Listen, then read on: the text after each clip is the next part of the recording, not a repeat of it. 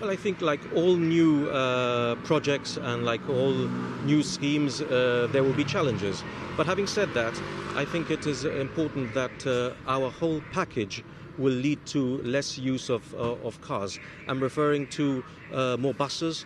I'm referring to these road closures, of course, and the introduction of parking fees in our car parks. So this will show that there should be less congestion.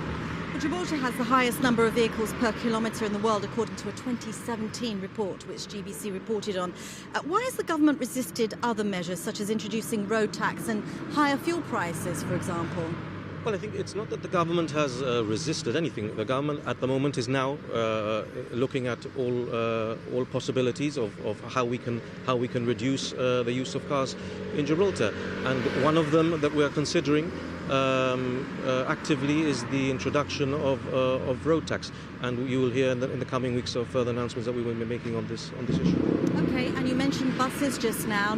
How many more buses are you planning to put on the roads? Yes, we're looking into that right at the moment, and what we would like to do is have a general increase in buses throughout the day, but more importantly during rush hour, in the morning, people going to work, and for children going to schools, we will have an increased service.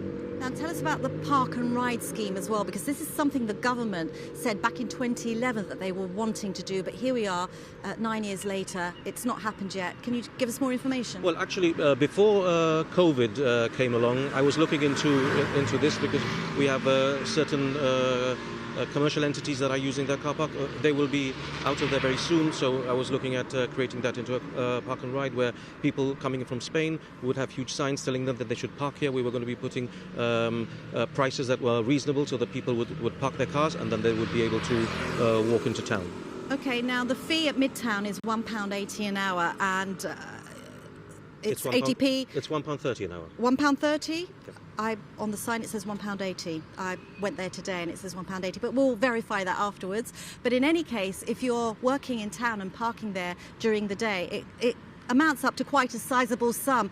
Is that not too much, do you think, for those working in town as a business owner yourself to have to pay those sort of fees? This is not about us, the government, making life easier for the person to park their cars. I mean, what we want to do is we want people to use their cars less, so they can walk into town, so they can use the buses, so the cycle enthusiasts can use the cyclists. I mean, the cycle. So that's what we're looking at. We're not thinking of making it easier, but we're making it for you to think, so that you have a healthier Gibraltar, so people can walk, so people can cycle, so people can use the bus. That's the whole idea.